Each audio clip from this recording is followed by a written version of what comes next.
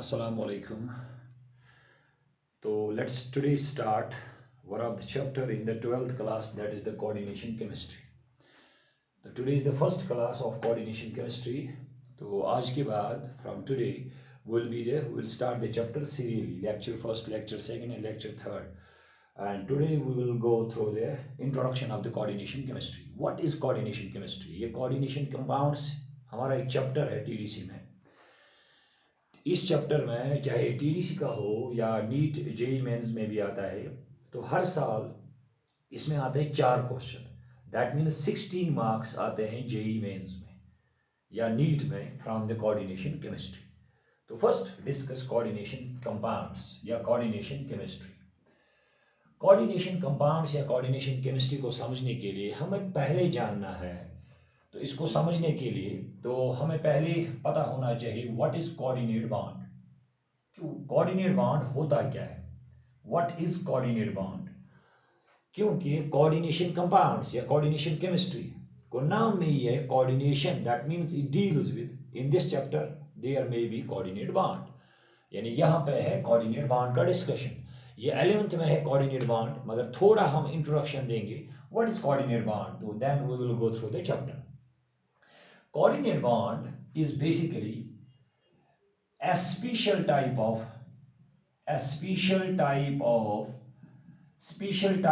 covalent bond. यानी ये है कोवेलेंट बॉन्ड का एक किस्म. तो कोवेलेंट बॉन्ड में हमें पता है जो कोवेलेंट बॉन्ड होता है, कोवेलेंट बॉन्ड में हमें पता हुआ है ऑलरेडी कि it is formed by mutual sharing of electrons. It is formed by mutual sharing of electrons between two atoms.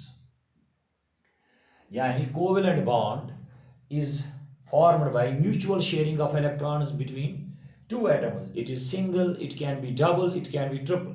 तो ये आपको पहले ही पता है. कोऑर्डिनेट बॉन्ड इसी का एक किस्म है. Coordinate bond suppose covalent bond में हम लेंगे hydrogen molecule H2, hydrogen molecule. तो इसमें होता क्या है, एक हाइड्रोजन का इलेक्ट्रॉन तो एक ही होता है हाइड्रोजन को, और दूसरा हाइड्रोजन उसका भी एक इलेक्ट्रॉन, तो इनको होती है शेयरिंग, म्यूचुअल शेयरिंग, और बीच में बनता है सिंगल कोवेलेंट बॉन्ड. इसका मतलब यह है कि जब कोवेलेंट बॉन्ड बनेगा तो इसमें 2 इलेक्ट्रॉन होते हैं. एक इलेक्ट्रॉन एक एटम का होता है और दूसरा इलेक्ट्रॉन दूसरे एटम का होता है. That means 50-50 mutual sharing. इसी तरह डबल बॉन्ड और ट्रिपल बॉन्ड है. लेकिन जो कोऑर्डिनेट बॉन्ड है इसमें थोड़ा डिफरेंस है. कोऑर्डिनेट बॉन्ड लेकिन it matches with a covalent bond. It is taken as a special type of a covalent bond. Now coordinate bond पे आते हैं. ये तो आपको पता है कोवेलेंट बॉन्ड. अब हम कोऑर्डिनेट बॉन्ड की डेफिनेशन थोड़ा डिस्कस करेंगे. इसमें होता क्या है, तो देखो कोऑर्डिनेट बॉन्ड में होता क्या है. हम डायरेक्ट लेंगे, सपोज मैं लूंगा यहाँ पे x और यहाँ पे y. 2 एटम्स है मेरे पास, एक है x और दूसरा है y. ये जो x है इसको हम लिखेंगे, ये है electron rich. Electron rich means इसमें है ज्यादा इलेक्ट्रॉन डेंसिटी ज्यादा है, अच्छा इलेक्ट्रॉन ज्यादा. और दूसरा है इलेक्ट्रॉन डेफिशिएंट, इसको इलेक्ट्रॉन कम है. अब क्या करेगा, ये इसको इलेक्ट्रॉन कर सकता है donate.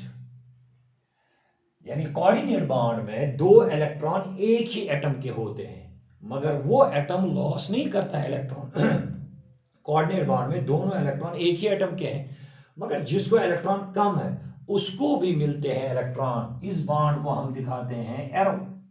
Donor acceptor bond. Donor is electron rich and acceptor is electron deficient. One atom must be electron rich, इसको इलेक्ट्रॉन ज्यादा होने चाहिए. It must possess lone pairs, या इसको होना चाहिए नेगेटिव चार्ज. और दूसरा जो है जो इलेक्ट्रॉन एक्सेप्ट करेगा, इलेक्ट्रॉन डेफिशिएंट जो है, this means it is a donor. और ये है एक्सेप्टर. इस बॉन्ड को हम दिखाते हैं एरो से. और एरो कहां से स्टार्ट होता है, डोनर और एक्सेप्टर. इस बॉन्ड में भी 2 इलेक्ट्रॉन है, जैसे होता है कोवेलेंट बॉन्ड में 2 इलेक्ट्रॉन, इसमें भी 2 इलेक्ट्रॉन यूज होते हैं, मगर वो 2 इलेक्ट्रॉन एक ही एटम के हैं. कोवलेंट बॉन्ड में क्या होता था, म्यूचुअल शेयरिंग, दोनों के इलेक्ट्रॉन्स। लेकिन यहाँ पे जो दो इलेक्ट्रॉन है, शेयर्ड पेयर जो है, that comes from the one atom. मगर ये एटम ये इलेक्ट्रॉन लॉस नहीं करता है, मगर इसको अपने ऑक्टेट इसको कंप्लीट होता है जिसको इलेक्ट्रॉन्स कम है। तो कोऑर्डिनेट बॉन्ड में होता क्या है, in the coordinate bond the shared pair of electron is donated by the one atom but shared by the both atom. यानी इलेक्ट्रॉन दो एक ही के होते हैं, मगर इस्तेमाल और फायदा दोनों को पहुंचता है। और डोनर जो है ये कंप्लीटली लॉस नहीं करता है, और एक्सेप्टर को मिलते हैं इलेक्ट्रॉन्स। तो अब सीधे हम एग्जाम्पल पे आएंगे जिससे आपको समझ आएगा कोऑर्डिनेट बॉन्ड में होता क्या है। तो हम लेंगे यहां पे ammonia and BF3 boron trifluoride. तो अमोनिया में नाइट्रोजन है, 3 हाइड्रोजन के साथ ये बॉन्ड बनाता है, और नाइट्रोजन को होता है लोन पेयर। इसको बराबर 8 इलेक्ट्रॉन है और इसको एक लोन पेयर है। That means nitrogen is electron rich, it can donate it. और यहां पे है BF3। और बोरान की हिस्ट्री सबको पता है कि पीरियोडिक टेबल में एक ग्रुप है, group number 30, boron, aluminium, gallium, indium और थैलियम, पी ब्लॉक की फर्स्ट फैमिली। और इन सब एलिमेंट्स को इलेक्ट्रॉन्स कम होते हैं क्योंकि इनको लास्ट में होते हैं 3 इलेक्ट्रॉन्स। अगर ये शेयरिंग करेंगे, बोरान सपोज अगर हम बोरान को ही लेंगे, बोरान का एटॉमिक नंबर है 5, पहले शेल में 2 और दूसरे में 3।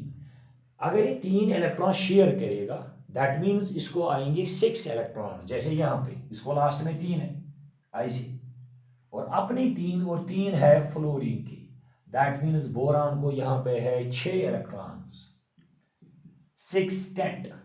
दैट मीन्स इसका ऑक्टेट कंप्लीट नहीं है। तो बोरान इज इलेक्ट्रॉन डेफिशिएंट, इसको इलेक्ट्रॉन की जरूरत है। और BF3 11th में सबको पता है, it is a Lewis acid, it is electron deficient, इसको इलेक्ट्रॉन कम है, इसको इलेक्ट्रॉन चाहिए। तो ये नाइट्रोजन जो है ये अपना लोन पेयर इसको दे सकता है, तो बनाएगा कोऑर्डिनेट बॉन्ड। ये लोन पेयर ऐसे रहेगा, यानी this is a coordinate bond. इसमें 2 इलेक्ट्रॉन्स हैं लेकिन दोनों है नाइट्रोजन के। लेकिन इसको भी फायदा आया, कैसे? अब बोरान को करेंगे काउंट, 2 इलेक्ट्रॉन, 2 4 और 6, 6 2 हो गए 8। लेकिन नाइट्रोजन अपने 2 इलेक्ट्रॉन लॉस नहीं करता है। इसी वजह से अगर इसने दोनों इलेक्ट्रॉन लॉस किए, that means it is an ionic bond, complete loss and complete gain, तो then it will be the ionic bond. But it is not an ionic bond.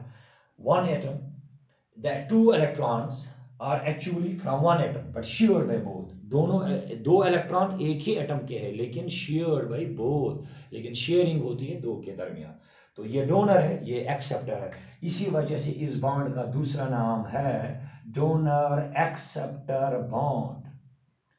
तो आपको पता चला कि कोऑर्डिनेट बॉन्ड बनाने के लिए 1 atom must be electron rich, lone pair वाला, नेगेटिव चार्ज वाला, जिसको इलेक्ट्रॉन ज्यादा होंगे, और दूसरे को इलेक्ट्रॉन कम होने चाहिए, दैट इज एक्सेप्टर। और इस बॉन्ड का एक और नाम है कोआयनिक बॉन्ड। कोआयनिक बॉन्ड क्यों है कोआयनिक बॉन्ड? शायद मत ये डोनर है, इसको लगता है इसने इलेक्ट्रॉन्स लॉस किए हैं, नहीं, कोआयनिक बॉन्ड थोड़ा मत इसमें है आयनिक नेचर। या इसका एक और नाम है सेमीपोलर बॉन्ड, सेमीपोलर बॉन्ड। और पहले पहले केमिस्ट्री में इसका नाम देते थे, अपना नाम जो था, that is a dative bond. तो this is a coordinate bond. तो एक और एग्जांपल हम यहां पे दिखाएंगे कोऑर्डिनेट बॉन्ड को समझने के लिए। हम लेंगे केमिस्ट्री में एक आयन है, बहुत सारे कंपाउंड्स है जिनमें कोऑर्डिनेट बॉन्ड होता है। बायोमॉलिक्यूल्स में सबसे ज्यादा है कोऑर्डिनेट बॉन्ड। हीमोग्लोबिन में कोऑर्डिनेट बॉन्ड है, क्लोरोफिल में कोऑर्डिनेट बॉन्ड है, विटामिन में कोऑर्डिनेट बॉन्ड है, और बहुत सारी जगह बायोलॉजी में बायोमॉलिक्यूल्स जो है उनमें कोऑर्डिनेट बॉन्ड है। केमिस्ट्री में हजारों एग्जांपल्स हैं जहां पे कोऑर्डिनेट बॉन्ड है। इसको हम कहते हैं hydronium ion, this is called hydronium ion. आपको पता होगा इसके बारे में। हाउ इट इज फॉर्म्ड, ये कैसे बनता है? इसमें अंदर होता है कोऑर्डिनेट बॉन्ड, तो देखो कैसे। अगर हम वाटर लेंगे, water is a bent molecule, इसको ऑक्सीजन पे होते हैं 2 लोन पेयर्स, और यहाँ पे हम लेंगे H positive, that means H positive is a proton, इसको कोई इलेक्ट्रॉन नहीं है, इसको 2 चाहिए, ये ऑक्सीजन इसको देता है इलेक्ट्रॉन, तो बनाता है इसके साथ कोऑर्डिनेट बॉन्ड। कोऑर्डिनेट बॉन्ड ये है हाइड्रोजन, और हाइड्रोजन को मिलते हैं 2 इलेक्ट्रॉन, लेकिन ये ऑक्सीजन लॉस नहीं करता है। मैंने बोला कोऑर्डिनेट बॉन्ड में 2 इलेक्ट्रॉन्स लॉस नहीं होते हैं, शेयर होते हैं, मगर इलेक्ट्रॉन 2 एक ही के होते हैं। एक लोन पेयर नाइट्रोजन को यहाँ रहा, and this is an hydronium ion, this is a donor, this is a acceptor, donor acceptor bond. अगर आपको पता है जो डोनर है in chemistry, electron donor is called Lewis base, electron donor is called as Lewis base, and जो electron करेगा accept deficient, and that is Lewis acid. तो हम कह सकते हैं ये बेसिकली है लेविस बेस और एसिड के दरमियान बॉन्ड। पीयूसी में जो पीयूसी क्लास है 11th क्लास, वहाँ पे है लेविस बेस और लेविस एसिड, और वहाँ कहते भी है ये पॉइंट, एसिड और बेस के दरमियान शायद मत बनेगा कोऑर्डिनेट बॉन्ड, लेकिन कौन से एसिड्स कौन से बेसिस, वो ये वाले, एक होना चाहिए इलेक्ट्रॉन रिच, दूसरा होना चाहिए इलेक्ट्रॉन डेफिशिएंट, तो इसमें है कोऑर्डिनेट बॉन्ड। एक और एग्जांपल दिखाएंगे जिसमें है कोऑर्डिनेट बॉन्ड, हजारों एग्जांपल्स हैं। हम लेंगे यहाँ पे ozone, one of the famous molecule in the chemistry, that is ozone. Ozone की प्रिपरेशन हमें सिलेबस में है, एक और चैप्टर में ओजोन। तो ओजोन का स्ट्रक्चर होता है बैंड, तो ये यहाँ पे मैंने 2 ऑक्सीजन बनाए, ऑक्सीजन है डाइवेलेंट, ये हमेशा 2 बॉन्ड बनाता है, तो दिस इज ऑक्सीजन गैस, जो एटमॉस्फेयर में ऑक्सीजन गैस है। Oxygen is a divalent normal oxygen with 2 lone pairs, तो ये है ऑक्सीजन गैस। अब अगर दिमाग में आप लोग सोचेंगे ये question, oxygen gas is stable, ये ऑक्सीजन भी स्टेबल है, ये भी स्टेबल है, दोनों को है 8 इलेक्ट्रॉन्स, तो इसको क्या मजबूरी है एक और ऑक्सीजन के साथ मिलने की, क्योंकि ऑक्सीजन ओजोन तब बनेगा जब यहाँ पे एक और ऑक्सीजन आएगा। बेसिकली इसमें कोऑर्डिनेट बॉन्ड बनता है, क्योंकि अब ये भी स्टेबल है, ये भी स्टेबल है। देखो ये है ऑक्सीजन, थर्ड ऑक्सीजन, ऑक्सीजन है 6 आउटर इलेक्ट्रॉन्स, अब ये कैसे इसके साथ रहेगा, ये तो स्टेबल है, ये एक ही चॉइस है केमिस्ट्री में, ये इसके साथ बनाएगा कोऑर्डिनेट बॉन्ड। कोऑर्डिनेट बॉन्ड का मतलब क्या है, ये लॉस नहीं करता है मगर इसको भी फायदा आता है, तो ये है ozone, it is V shaped molecule, ये जो आसान वी शेप्ड बेंट मॉलिक्यूल, ये हम पढ़ेंगे एक और चैप्टर में। तो और भी है बहुत सारे एग्जाम्पल जहाँ पे कोऑर्डिनेट बॉन्ड है, तो कोऑर्डिनेट बॉन्ड को यहाँ पे हम करेंगे सम अप। तो coordinate bond, it is formed between donor and acceptor, one should donate an electron, another must accept electrons, एक होना चाहिए इलेक्ट्रॉन रिच, दूसरा होना चाहिए इलेक्ट्रॉन डेफिशिएंट। इसका एक नाम है, मैंने क्या क्या बोला इसका नाम, dative bond, semi polar bond, को ionic bond, the necessary condition is donor acceptor. तो इसी को व्हाट इज द नोटेशन, इसकी नोटेशन है arrow, and this is called coordinate bond. तो अब आएंगे कोऑर्डिनेशन केमिस्ट्री पे। हाँ, एक और चीज मैं भूल ही गया, ये जो कोऑर्डिनेट बॉन्ड है, this was first given in the chemistry by a scientist whose name was Perkins. Perkin ने केमिस्ट्री की एक सबसे मशहूर बुक लिखी है, फिजिकल केमिस्ट्री की, पर्किन ने कोऑर्डिनेट बॉन्ड का एरिया दिया है। तो अब हम आएंगे अपने चैप्टर पे, that is our discussion, that is coordination compounds. Coordination compounds, तो ये है हमारा एक्चुअली टॉपिक, कोऑर्डिनेशन कंपाउंड्स। तो बाय नेम, अगर नाम के हिसाब से चले, these are the compounds which contain coordinate bond, ये वो कंपाउंड्स है केमिस्ट्री में जिनमें कोऑर्डिनेट बॉन्ड होता है। तो हो गया clear, that means in these compounds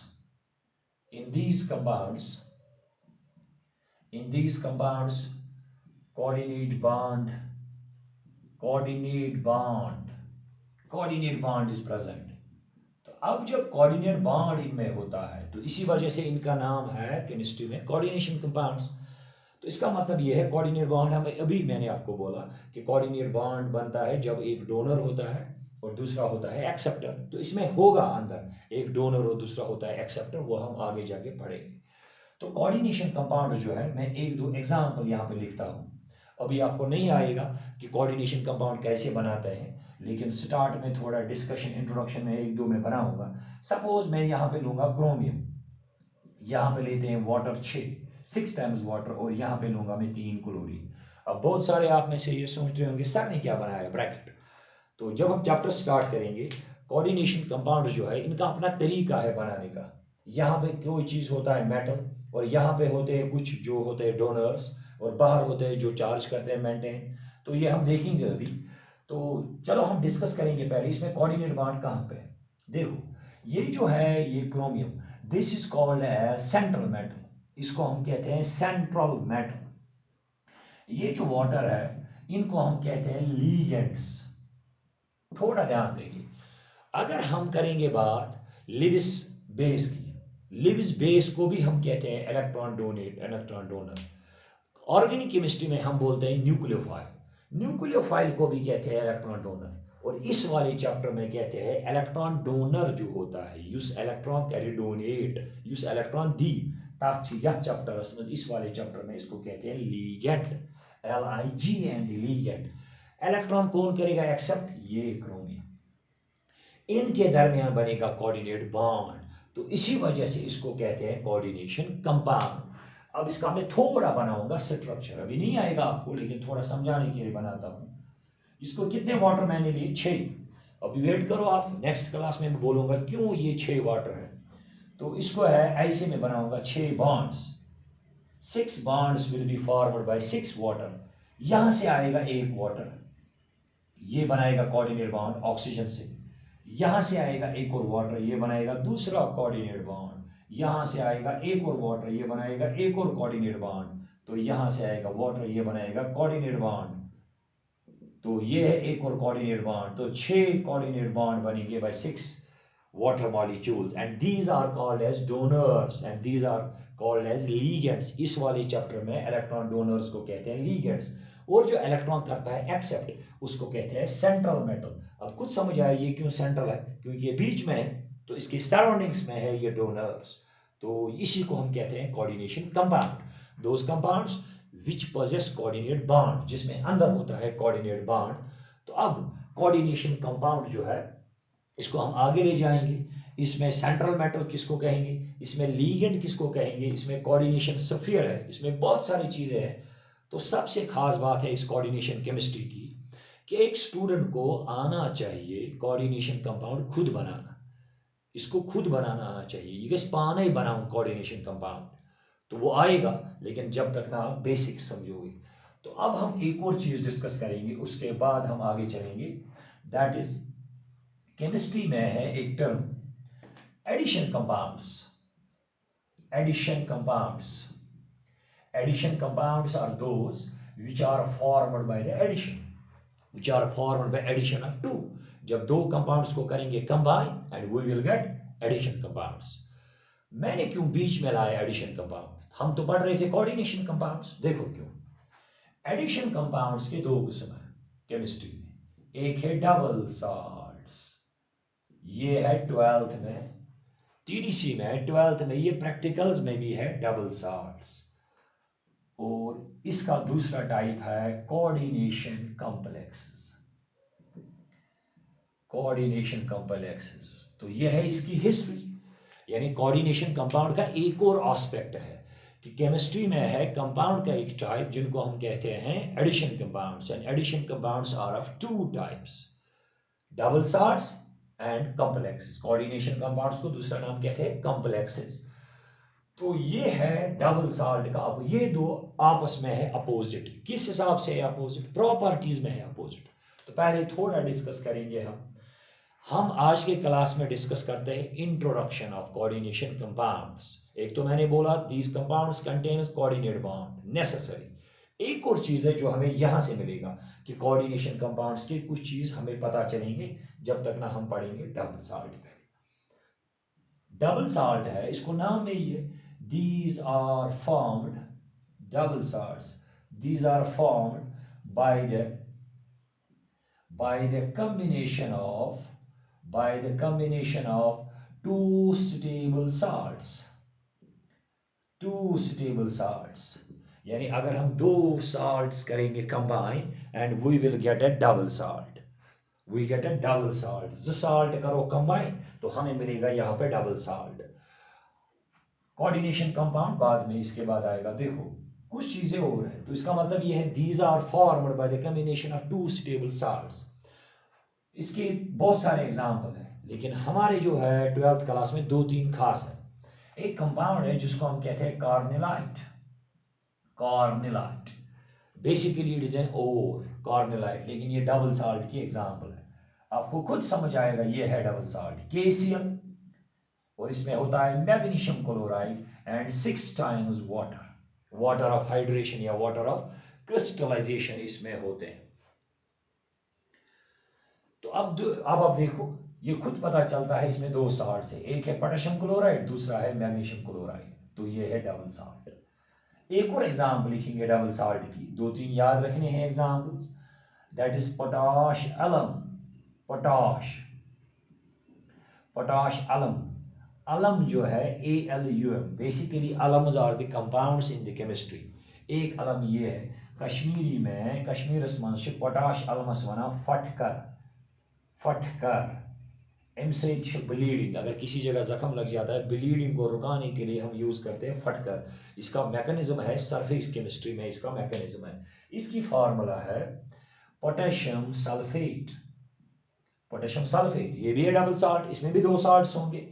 aluminium sulphate Al2SO4 whole thrice, and इसमें होता है 24 times water of hydration. What is a potash alum? Potassium sulfate, aluminum sulfate and 24 times water. That means इसमें दो salts, तो ये है double salt की दूसरी एग्जाम्पल। थर्ड एग्जाम्पल है डबल साल्ट की। हम क्या कर रहे हैं, कोशिश कोऑर्डिनेशन कंपाउंड को समझने की, लेकिन इसके लिए हमें बहुत सारी चीजें पहले पढ़ने हैं। तो these are two. Third example मैं यहां पे लिखूंगा, that is Mohr salt, that is Mohr salt. ये प्रैक्टिकल में भी है, ये भी है double salt. It is formed of two salts, ferrous sulfate FeSO4, और होता है ammonium sulphate NH4 whole twice SO4, और इसमें होता है 6 times water. Ferrous sulfate, ammonium sulfate, hexahydrate. These are the three examples of the double salts. अब double salt की quality क्या है, क्योंकि डबल साल्ट की क्वालिटी अगर हमें पता चलेगी, वही होगा अपोजिट टू कोऑर्डिनेशन कंपाउंड्स, क्योंकि coordination compounds and double salts are opposite to each other in their behaviour. क्या है अब डबल साल्ट की प्रॉपर्टी? तीन डबल साल्ट्स मैंने बोली, कार्निलाइट, पोटाश अलम और मोहर साल्ट। और भी है क्रोम अलम, और भी बहुत सारे हैं, लेकिन ये तीन ज्यादा खास है। तो अब है इसकी एक प्रॉपर्टी, देखो क्या प्रॉपर्टी है। The double salt, the double salt dissociates, ये ब्रेक हो जाता है, dissociates into ions, dissociates into ions in an aqueous solution, कि जब इसको पानी में डिजॉल्व करेंगे ये ब्रेक हो जाता है और ये बनाता है आयंस। जैसे कि मैंने अभी बोला carnallite, potassium chloride, magnesium chloride, 6 times water, जब इसको हम डालेंगे एक्वस सॉल्यूशन में, पानी में, ये ब्रेक हो जाएगा, ये हमें देगा पोटेशियम आयन के पॉजिटिव, Cl नेगेटिव, और निकलेगा मैग्नीशियम +2, तो ये आयंस में ब्रेक रहेगा। दैट मीन्स ये जो है डबल साल्ट ये सॉलिड है, सॉलिड शुगर। इसका मतलब ये है कि जब इसको पानी में डालेंगे ये हो जाएगा break. That means it does not remain stable in the aqueous solution, यानी ये रहता है स्टेबल यूरोज साल्ट, ये रहेगा साल्ट की स्टेट में, सिर्फ सॉलिड स्टेट में। तो एक्वस सॉल्यूशन में ये होगा डिसोसिएट। तो हम एक और पॉइंट लिखेंगे इसका डबल साल्ट का, these are stable, these are stable, these are stable only in solid state, यानी ये है double salts only in solid state but unstable in aqueous solution, unstable in an aqueous solution। Water में डालने के बाद ये हो जाएगा डिसोसिएट। एक और बात है इसकी famous, the property of A double salt, double salt की जो प्रॉपर्टीज है, it is similar It is almost similar. यह same. ये same हो जाता है to that of the constituent ions. The properties of a double salt are same to that of constituent ions. तो 3 points है डबल साल्ट के बारे में. Double salt dissociates into aqueous solution. ये वाटर में हो जाते हैं dissociate. That means these does not remain stable in the aqueous solution. These are stable only in the solid state. Third point कि double salt की जो properties है they are similar to that of the constituent ions. अब हम इन्हीं properties को देखेंगे coordination compound में. तो डबल साल्ट को याद रखना है क्योंकि ये भी कभी कभी आता है ऑब्जेक्टिव. पोटाशियम, कार्नेलाइट एंड मोहर साल्ट. ठीक है. तो अब हम कोऑर्डिनेशन कंपाउंड पे आते हैं क्योंकि वो इसका अपोजिट है. एक तो मैंने अभी आपको बोला था इससे पहले कोऑर्डिनेशन कंपाउंड्स में होता है कोऑर्डिनेट बॉन्ड. वो तो है, लेकिन डबल साल्ट को दिमाग में रख के हम इसको पढ़ेंगे. Double salt dissociates in the aqueous solution. Double salt dissociates in the aqueous solution. मगर coordination compounds these does not dissociates in an aqueous solution. ये पानी में dissociate नहीं हो जाते हैं. and remains stable both in solid as well as in liquid state. यानी coordination compound जो है ये रहते हैं कोऑर्डिनेशन, ये ब्रेक नहीं हो जाते हैं. These remain stable solid state में भी और पानी में भी. यानी these does not dissociate in an aqueous solution. अब आएंगे एग्जांपल्स पे. इसमें हजारों एग्जांपल. ये तो हमारा चैप्टर ही है, ये हमारा चैप्टर है कोऑर्डिनेशन कंपाउंड्स, क्योंकि आज हम डिस्कस कर रहे हैं इसके बेसिक पॉइंट्स. मैं एग्जांपल एक लूंगा. सपोज मैं लूंगा आयरन और यहां पे लेंगे क्लोरीन 6. सिंपल. क्लोरीन 6 में लूंगा यहाँ पे और यहाँ से हम दिखाएंगे. इसके ऊपर मैं दिखाता हूँ चार्ज -3. या एक और बात है, 1 मिनट, आपको ये आयन थोड़ा टफ लगेगा. हम लेंगे एग्जाम्पल जिसमें आसान होगा. लेट इट बी कोबाल्ट और यहाँ पे लेंगे अमोनिया 6. ये मैं क्यों लेता हूँ 6? वही मैं कह रहा हूँ ना, कोऑर्डिनेशन कंपाउंड्स में यहाँ क्या होगा, 6 होगा, 4 होगा, 2 होगा, वो हम पढ़ेंगे आगे जाके सारे टर्म्स. और यहां से दिखाएंगे chlorine 3. This is a coordination compound. इसको कहते हैं सेंट्रल मेटल, अभी पढ़ेंगे इसके बाद. इसको कहते हैं लिगेंड. जब इसको पानी में डालते हैं ये डबल साल्ट की तरह ब्रेक नहीं हो जाता है. ये जो पार्ट ब्रैकेट में ये जो पार्ट है दीज रिमेन्स एज सच, ये ब्रेक नहीं होता है वाटर में क्योंकि कोऑर्डिनेट बॉन्ड अंदर होता है. ये मैंने पहले बोला था आपको एक एग्जांपल में. ये है डोनर, ये है एक्सेप्टर, इनके दरमियान बनता है कोऑर्डिनेट बॉन्ड. ये वाटर में भी रहता है एज सच, ये ब्रेक नहीं होता है. तो जैसे हम यहां दिखाएंगे, अगर मैं इसको साफ ऊपर दिखाता हूं, आप वेट करो. इसी एग्जांपल को मैं यहां लिखता हूं कोबाल्ट, ये 6 अमोनिया और यहाँ 3 है ये. तो इसको डालेंगे वाटर में एक्वस सॉल्यूशन में. तो coordination compound does not dissociate in an aqueous solution, तो इट रिमेन्स एज सच. तो ये रहेगा ऐसे. इसको चार्ज आएगा +3 और यहाँ पे बनेंगे 3Cl आयंस. अब आप कहेंगे सर इसमें तो हो गया आयनाइजेशन. नहीं, ये वाला हिस्सा ऐसे ही रहा. 3 क्लोरीन जो बाहर से है ये है फॉर चार्ज बैलेंस के लिए. तो इनको बने 3 क्लोराइड आयंस. तो एक क्लोरीन का चार्ज -1 है तो 3 का हो गया -3, तो इसको चढ़ा +3. लेकिन मसला है ये है अंदर से ये ब्रेक नहीं होता है. तो this means coordination compound does not dissociate in an aqueous solution. इसको कहते हैं coordination part. This is a coordination main part. बाकी जो होगा बाहर ब्रैकेट के बाहर जो होगा वो है फॉर चार्ज बैलेंस.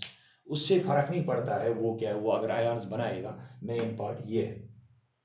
तो कोऑर्डिनेशन कंपाउंड्स की कुछ प्रॉपर्टीज हम डिस्कस करेंगे. जो मैंने बोला, these does not dissociate in an aqueous solution. Number second, these are stable both in solid as well as in aqueous solution. ये पानी में वाटर में भी रहते हैं स्टेबल, यानी डज नॉट डिसोसिएट. तो एक और बात है वो है प्रॉपर्टीज की. The properties of the constituents are different than a coordination compounds. वहां पे क्या कहते थे डबल साल्ट में? डबल साल्ट में कहते थे properties are same to that of constituents. यहाँ पे कहते हैं properties are different than constituents. तो this is difference between a double salt and a coordination compounds. तो इसमें क्या आपको याद रखना है?